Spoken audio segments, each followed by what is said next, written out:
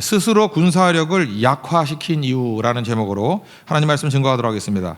다윗의 군대 조직 이야기입니다. 27장은. 근데 이게 제일 마지막에 나왔다는 게 메시지죠. 제일 먼저 레위 조직, 그 다음에 제사장 조직, 그 다음에 성가대 조직, 그 다음에 문지기 조직, 그리고 제일 마지막에 군사 조직이 나왔다는 것입니다. 이게 무슨 얘기죠? 예배가 우선이고 군사력은 그 이후에 있다라는 거죠. 다른 거는 24개 반으로 반차로 나눴다 그랬죠. 그래서 보름씩만 뛰면 돼요.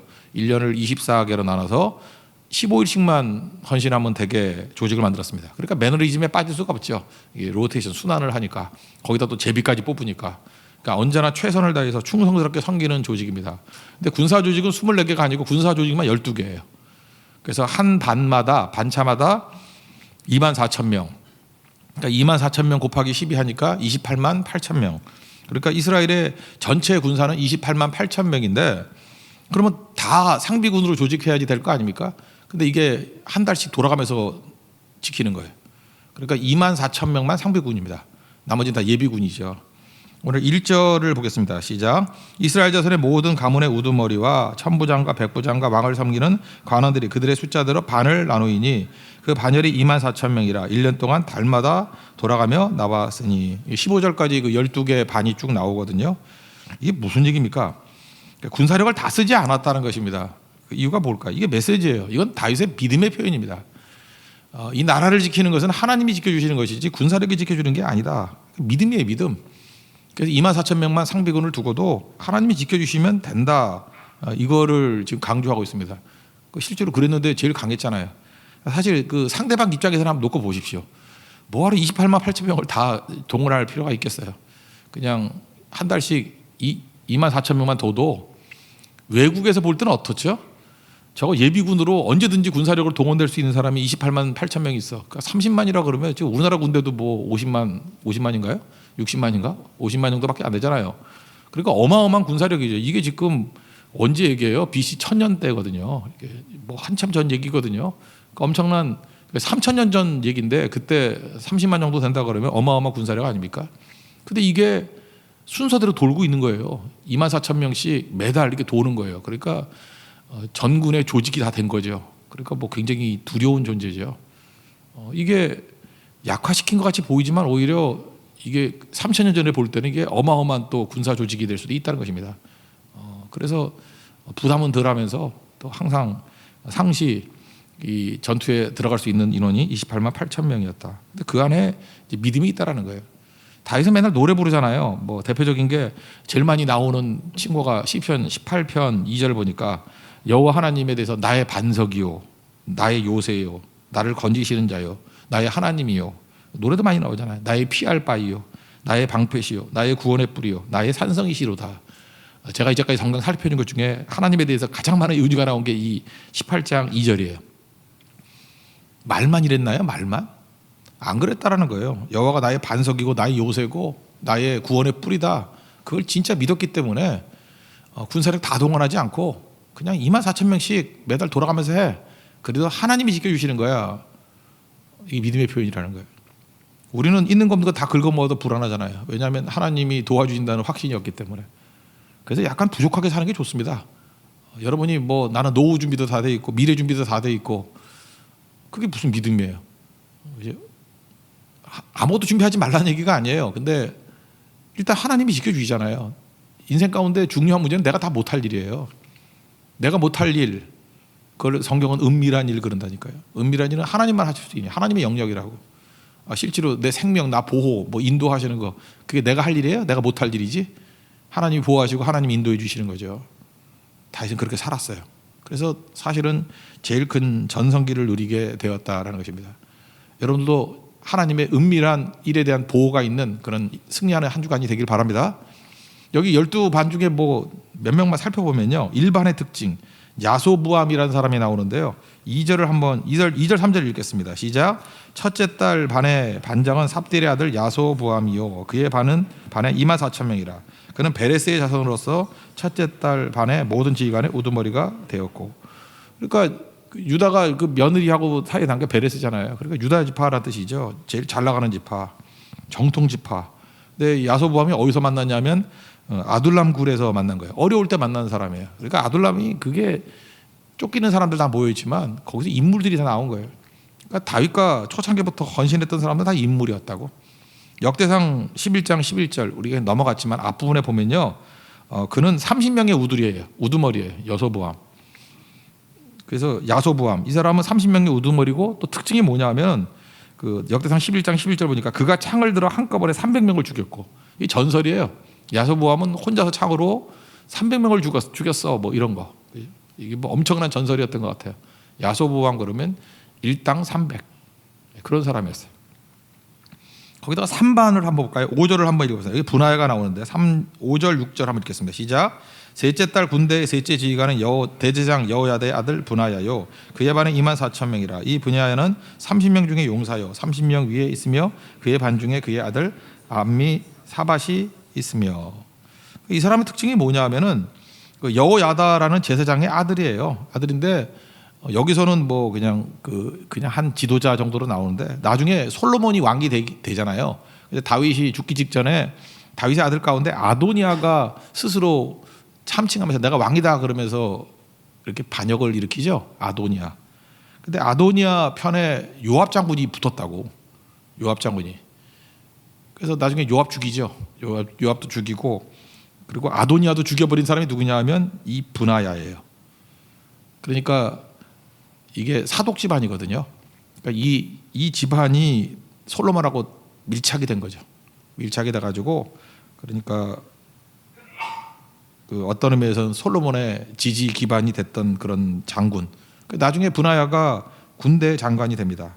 열왕기 상 2장 35절 보니까 왕이 이에 여호야다의 아들 분하야를 요압을 대신하여 군사령관으로 삼고, 그러니까 요압의 자리에 들어간 사람이 분하야예요. 나중에 또 제사장 사독으로 아비아다를 대신하게 하니라. 그러니까 그 엘르아살 라인이에요. 여기가 이다말 라인이 엘리 제사장 그쪽이잖아요. 그쪽을 다 숙청해버리고 이게 바뀌게 되었다. 그래서 그 숙청된 사람들이 있던 곳이 어디라 그랬어요? 이다말 사람들이 있는 것이 아나돗. 그래서 예레미야, 뭐 세례 요한 이런 라인이 됐다. 아침부터 너무 복잡하니까 그 정도만 알아두십시오. 그래서 이 분하야라는 사람이 나중에 솔로몬 때는 요압 같은 군대 장관이 됐던 사람이었다. 그런 걸 보는 거죠. 4반을 한번 볼까요? 4반.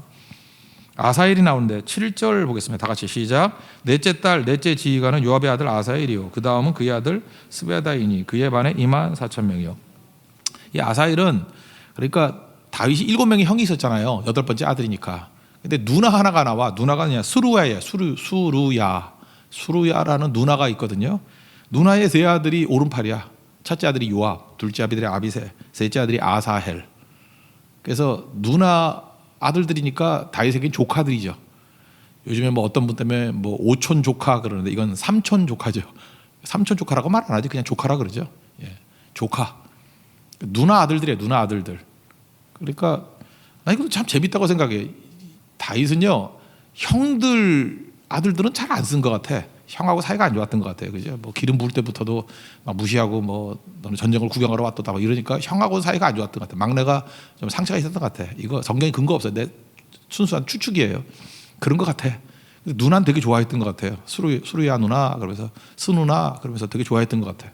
그래서 그 아들들하고 이렇게 충성을 했는데 그 막내 아사엘이 특징이 뭐냐면 발이 무지하게 빨랐어요. 달리기 왕. 그죠? 달리기 왕. 최고의 그 우사인 볼트 같은 그런 달리기. 세상이 참 묘한 게 그래요. 자기 장점 갖고 죽어요. 나중에 그 압살롬 반역했을 때 그때 장관이 아브넬이거든요. 아브넬이 추적을 해. 되게 빠르니까. 아브넬이 오지마 나 너 죽이고 싶지 않아. 그때 그 빠른 발로 가다가 뒤로 창을 찔러가지고 죽었어요. 그래서 아사엘이 그래서 괜히 쫓아가다가 죽죠. 자기 장점 때문에. 압살롬도 그랬죠. 머리카락 자랑하다가 어제 얼마나 다행인지 전 자랑할 머리카락이 없죠. 머리카락이 뭐 테리우스 같아 이렇게 자랑하다가 상수리 잠에 대롱대롱 달려가지고 또 죽죠. 그러니까 저는 아사엘이나 압살롬이나 이런 걸 보면서 느끼는 게 단점으로 죽지 않아요. 자기 장점으로 죽는 거지. 그러니까 우리가 하나님의 은혜를 구하기 위해서는 겸손하고 또 겸손해야 되겠죠. 힘 생기면요 그 힘 가지고 이웃을 향해서는 용서하고 나 자신에 대해서는 철저히 겸손해지고 모든 사람에 대해서는 축복의 통로가 되는 그러면 은혜의 강이 흐르잖아요. 그런 믿음이 생기고 교회가 세워지고 우리 끝까지 그거 해야 돼. 이거 뭐 노래를 불러야 되고 반복하고 또 반복해야 된다고 생각을 합니다. 지금 이렇게 12반이 있었다라는 거예요. 핵심은 뭐예요? 다윗은 왕이 됐는데도 겸손했다라는 거예요. 자기 군사력 갖고 안 하고 그냥 기본적인 게 군사력을 우리 약화시켜요. 그리고 하나님이 나의 산성이시고 나의 구원의 뿌리시고 나를 지키시는 자입니다. 우리도 이걸 놓치지 않는 우리 하나님의 거룩한 백성 되기를 바랍니다. 그 다음에 두 번째 얘기는 이제 하나의 약점을 들은 거예요. 근데 이러지 않았던 게 딱 하나 있죠. 그게 뭐냐 하면은 인구조사했던 거. 그거를 굉장히 완곡하게 표현을 하는 거예요. 선을 넘지 않는 열심이 중요하다는 것입니다. 우리도 뭘 할 때 선을 넘지 않는 열심. 이 공자님 말씀 가운데 과유불급이라는 게 있죠. 공자도 이렇게 제자들이 많았는데 그 중에 제자가 자장이라는 제자가 있었어요. 짜장이 생각나죠. 짜장면이. 그 자장의 동생은 뭐 짬뽕인가 뭐 이렇게 쟤네들 그랬었는데 자장이라는 제자가 있었는데 이 자장은요 특징이 뭐냐 하면은 적극적이고 과시욕이 강한 그러니까 베드로 같은 좀 성격인 것 같아. 자장 그러면은 굉장히 과시욕이 많고 막 매사에 적극적이고. 그러니까 공자님이 맨날 이 자장에 대해서는 평가를 이렇게 내려요. 좀 신중해라, 좀 공손한 사람 되라. 이렇게 반대로 좀 절제하려고. 반면에 또 하나의 제자가 있는데 자장이 있고 또 하나가 자하가 있어요. 자하는 너무 반듯한 거예요. 그리고 너무 소심하고 형식을 중요시 여기고. 그러니까 너는 좀 대범해져라. 그죠? 너는 좀 이렇게 치고 나가는 추진력이 있어야 돼. 뭐 이렇게 반대로 이제 공자님이 말씀하신 거예요. 자장에 대해서는 좀 침착해. 그다음에 자하에 대해서는 좀 적극적이돼. 뭐 이게 스승이 하는 좋은 조언이겠죠. 이제 그 얘기를 우두커니 듣고 있던 나머지 제자들이 묻는 거예요. 누가 더 낫나요? 이랬다고요. 누가 더 낫나요? 그럴 때 공자님이 하신 말씀이 과유불급이잖아요. 자장은 지나치고 자하는 모자란다. 그러니까 지나친 것이나 모자란 것은 마찬가지다 이런 뜻으로 얘기를 했는데 이게 우리 한국에 들어와서는 과유불급이 그렇게 쓰이는 것 같지는 않아요. 넘치는 게 모자란만 못하다 이렇게 쓰는 것 같아요. 근데 그것도 일리가 있는 것 같아. 오히려 하나님의 일을 할 때도요 이렇게 모자란 게 낫지. 모자란 건 지금 불순종이잖아요. 충성하지 않는 거예요. 불충은요 나중에 정신 들면 충성하면 돼. 그러면 모자란 건 문제가 없어요. 근데 선을 넘어가는 게 문제죠. 선을 넘어가는 거. 뭐 선악과도 선을 넘어간 거 아니에요. 그죠? 인구조사도 이것도 자기가 교만해가지고 하지 말라는 거 막 하고 그러잖아요. 이게 마귀가 되는 게 뭔지 알아요? 그 교만인데 선을 넘는 거예요. 자기가 하나님인 양, 자기가 선악을 판단하고 자기가 정죄하고 막 설쳐대는 거. 이게 더 무서운 거죠. 이게 우리 한국에 와서 재해석이 된 과유불급은 그거죠. 넘치는 것은 모자란만 못하다. 그래서 한국에서 맨날 예를 드는 게 있죠. 20리가 목표라 그러면 10리까지 가면 모자르죠. 근데 이 사람은 힘을 내가지고 10리 더 가면 되잖아요. 근데 넘치는 사람 막 지 멋대로 뛰어서 30리까지 미리 가 있었어. 그럼 이 사람은 다시 20리 목표까지 가려고 그러면 10리를 돌아와야 되잖아요. 그럼 이 사람은 쓸데없이 몇 리를 낭비한 거예요. 10리 더 갔다가 돌아오는데 10리, 20리 낭비한 거고. 오히려 모자른 사람은 10리만 가면 채워지잖아요. 이게 과유불급 이런 식으로 계산 얘기를 많이 하는 거라고요. 이게 우리 유교에서 너무 강해져가지고 설치지 말라, 뭐 복지부동 이런 거 있죠. 나대지 말라, 뭐. 왜냐하면 넘치는 걸 되게 싫어했거든. 이게 오히려 모자란 게 낫다. 근데 이것도 사실 뭐 상당히 일리가 있다고 생각합니다. 하나님의 일을 할 때는 조심스럽게 오히려 모자란 게 나은 것 같아요. 오히려 넘치도록 해가지고 자기 멋대로 막 난리쳐가지고 그 교만이거든요. 나중에 그러다 죽어요, 그거. 그러니까 다윗의 결정적인 약점은 인구조사, 나대다가 끝난 거죠. 하지도 말라는 건 막 나대다가. 그래서 오늘 그 평가를 이렇게 얘기해요. 우리가 좀 일상으로 상식하고 좀 다른 얘기인데 23절, 24절을 한번 읽겠습니다. 시작. 이스라엘 사람이 20세 이하의 수요는 다윗이 조사하지 아니하였으니 이는 여호와께서 전에 말씀하시기를 이스라엘 사람을 하늘의 별같이 많게 하리라 하셨습니다. 스루야의 아들 요압이 조사하기를 시작하고 끝내지도 못하고 그 일로 말미암아 진노가 이스라엘에게 임한지라 그 수요를 다윗 왕의 역대지락에 기록하지 아니하였더라. 이 전염병으로 7만 명 죽은 사건 얘기를 이렇게 얘기하죠. 마치 요압이 기록하지 않아서 뭐 잘못된 것 같이. 요압은 우리 알잖아요. 스토리. 일부러 뺐죠. 숫자를 뺐죠. 베냐민 집 빼고 레위 집 빼고 그러지 말라고 간언도 하고. 그러니까 하나님의 일을 할 때 우리의 과도한 열심 하등의 필요 없습니다. 오히려 순종하고 주님 말씀하시면 가고 멈추고, 그게 훨씬 더 중요한 거예요. 이거 회복된 게 결정적인 회복이 뭐죠? 하나님의 성전 문제죠. 짓지 말라 안 짓고, 지으라 짓고. 사실 이게 시간적으로 또 후대일 거예요, 그죠? 하나님 앞에 철저히 순종하는 거. 그래서 여러분들 이 영적 과유불급 잊지 마십시오. 나대지 마십시오. 오버하지 말고. 그건 뭐 하나님 무시하는 거죠. 그래서 성경에서 제일 큰 죄는 교만이에요. 성경에서 제일 큰 죄가 뭐예요? 선악 판단. 하나님이 하셔야 될 걸 내가 하는 거예요. 하나님이 하셔야 될 걸 내가 하나님 된다는 얘기가 똑같은 거거든요. 그래서 선을 넘지 아니하는, 하나님 앞에 순종하는 종의 자세에 서 있는 우리 주의 거룩한 백성 되기를 바랍니다. 한 가지 더 메시지가 마지막에 남았는데, 재산 관리하는 사람들 명령이 나오거든요. 근데 재산 관리하는 사람이 12명이나 되는 청지기를 세워놨는데, 이유가 뭐냐? 재산 지키기 위한 게 아니라 섬기기 위한 거였다라는 거예요. 우리는 보통 재산 관리인 그러면 누구 왜 세우죠? 내 재산을 어떻게 하면 안전하게 지킬까? 어떻게 하면 내 재산을 많이 불릴까? 뭐 이런 거 아니에요? 근데 다윗이 이런 재산 관리인을 세웠던 이유는 뭐냐면은 제대로 쓰기 위한 거예요. 이 재물을 하나님을 위해서 어떻게 잘 쓸 것인가, 이웃을 위해서 어떻게 잘 쓸 것인가. 우리 그 산상수훈에서 예수님 말씀하셨잖아요. 보물을 땅에 쌓지 말고 하늘에 쌓아. 하늘에 쌓는다는 뜻이 뭐예요? 관계 개선을 위해서 쓰라는 거예요. 그러니까 다윗에게 정확히 맞는 거죠. 하나님과의 관계 개선을 위해서 재물을 쓰잖아요. 그게 예배고, 이웃과의 관계 개선을 위해서 재물을 쓰잖아요. 그러니까 관계가 아주 좋아지겠죠. 그렇게 쓸 줄 알아야 된다. 이걸 우리에게 말해주고 있다는 것입니다. 그래서 여러분, 그 얘기가 25절부터 31절까지 쭉 나오는데, 그건 뭐 읽지 않겠습니다. 그죠? 이렇게 많은 사람을 세워놓고 관계 개선에 충성을 다하는 모습이 되었더라. 우리도 그런 모습으로 서는 것이 중요하다는 것입니다. 선한 사마리아 사람 비유를 한번 봅시다. 비유, 뭐 사실일 수도 있죠. 누가복음 10장에 보면 우리가 이웃을 만드는 건요, 나는 이웃이 없어, 친구가 없어 이렇게 말하는 게 아니라 내 문제라는 거예요. 내 문제. 내게 주어진 게 있잖아요. 그게 뭐 재물이라고 합시다. 그럼 재물을 가지고 이거 어떻게 써야 돼요? 재물은 목적이 관계 개선이라니까요. 그러면 내가 재물이 있으면 그거 갖고 어떻게 하면 관계 개선이 되죠? 저도 예를 들어서 오늘 이제 베트남 선교를 가잖아요.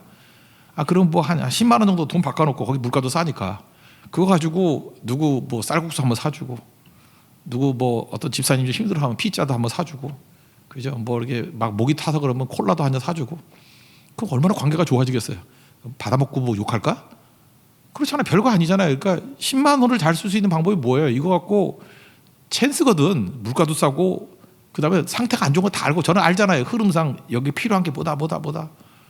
근데 조금만 섬겨주면은 얼마나 관계가 좋아져. 뭐 우리 교인들이야 뭐 덜 하겠지만, 베트남 사람들 있잖아요. 그 뭐 신학생들이나 이런 사람들. 조금 얘기 나누면서 엽서 하나 써가지고 이렇게 뭐 메모해주고 편지 하나 남겨주고 굉장히 좋아하더라고. 뭐 열쇠고리 같은 거 하나 주면서 같이 기도하자고. 관계 개선이죠. 돈은 그렇게 쓰는 거라고요. 선한 사마리아 사람 보십시오. 이게 강도 만난 사람이 있어요. 얼마나 어려울 때예요.